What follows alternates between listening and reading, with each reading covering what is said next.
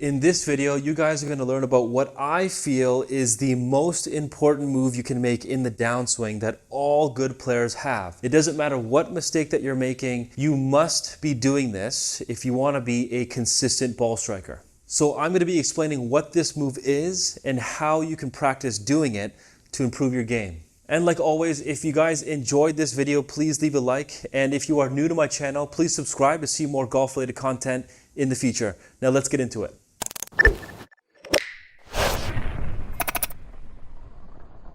So there's a lot of different moving parts in the downswing that has to do with your lower body, your knees, your weight, your upper body, your arms, wrists. So many different things can happen as you start your downswing.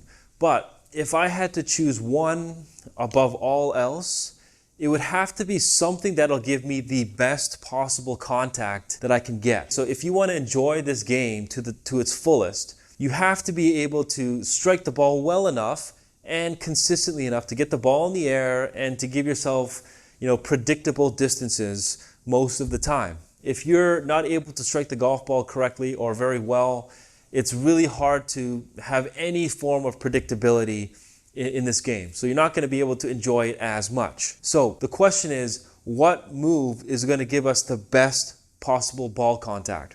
Now, with that being said, the movement I would prioritize above all else is knowing when to shift your weight. Now, it's all about the initiation of the downswing. Right? This is so important. I know I've covered weight shift in past videos and things like this, but the initiation of the weight shift is what people get wrong and people always misunderstand a little bit. So what I'm going to do is I'm going to go through how I would progress through this idea with a student that comes in to see me. I will go through it kind of step by step to progressively show you guys what needs to happen. And for you to do that, you'll have to be able to rotate, continue to rotate, and move your weight in the opposite directions. Okay, and let me explain. So let's just say you come in to see me and you're like, hey, Jonathan, I can't shift my weight properly. I've always been struggling with this. I'm always staying on my back foot through the shot. Well, the first thing I would say is that you have to have the right understanding of when to shift your weight in terms of when to do it in the backswing or how to do it. All the time, people that always struggle with weight shift, they always have this idea of going all the way into their backswing, okay, completing their backswing, and then trying to move weight. Okay, and already that's too late. You're already behind. Okay, so you probably won't be able to shift your weight in time. The reason is because when you get to the top and you complete your backswing, your arms will start down and move faster than your body. Okay, so you won't be able to kind of get your weight to shift fast enough in most cases.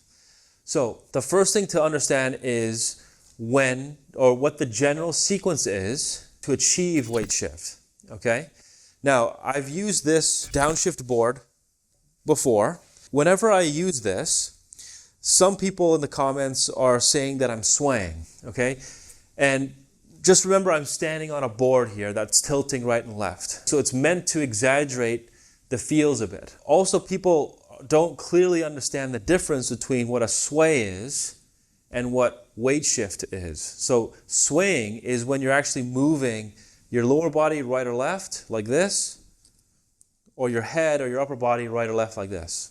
So with this board here, okay, it's going to exaggerate some movements, okay? But because you can feel the tilt in the board, you're able to kind of at least get the sequence down and get your weight to shift. You'll know when the majority of your weight is on one side or the other. So when I get people to stand on this board, you first kind of start on the lead side, okay? Just as a drill.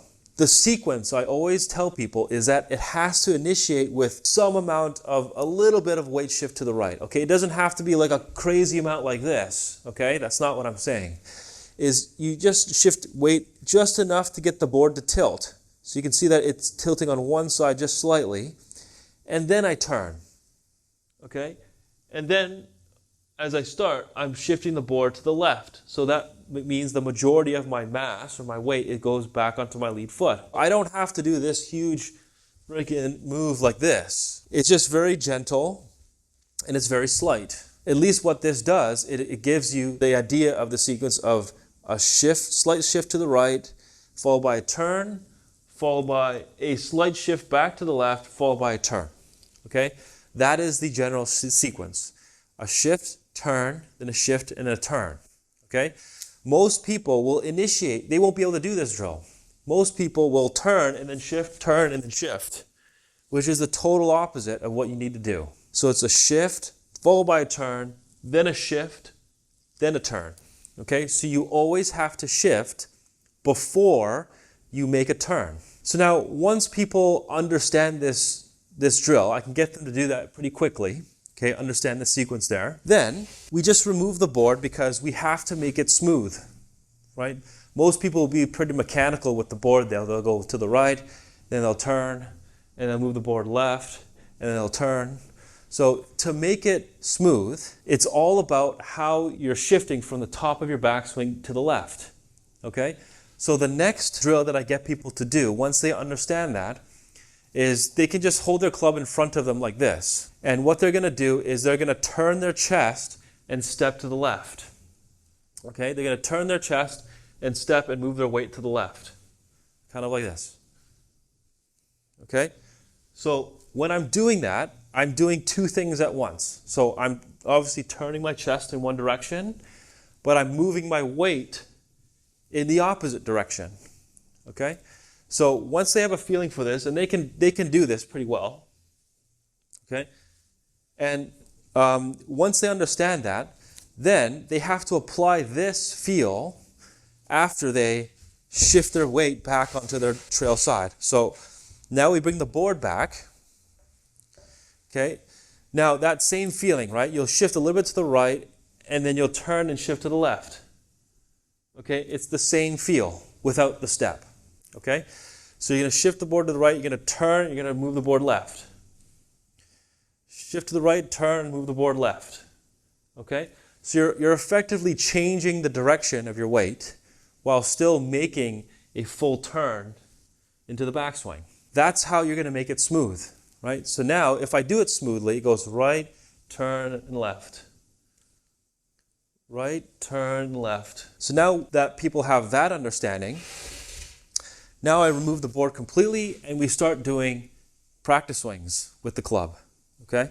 So now what they'll do is they'll go a little bit to the right and they'll turn and they'll step to the left, okay?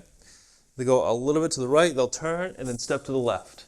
That movement of turning and moving weight left, that is the specific movement that I'm talking about. And when you step to the left, that is your transition to initiate your downswing. And that is so important, and that's what people, almost everyone, just doesn't really understand. And I think when people are able to do that, they can feel like they can put a lot more into it. They're able to get to their left side, finally, and they're able to strike the golf ball a lot easier in front of the golf ball instead of behind. They're able to also finish more in front of the ball, a little bit smoother into their finish. It allows you to do so many different things.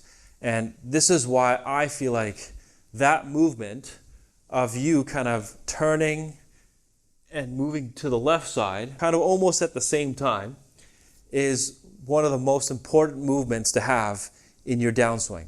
So let me know what you guys think.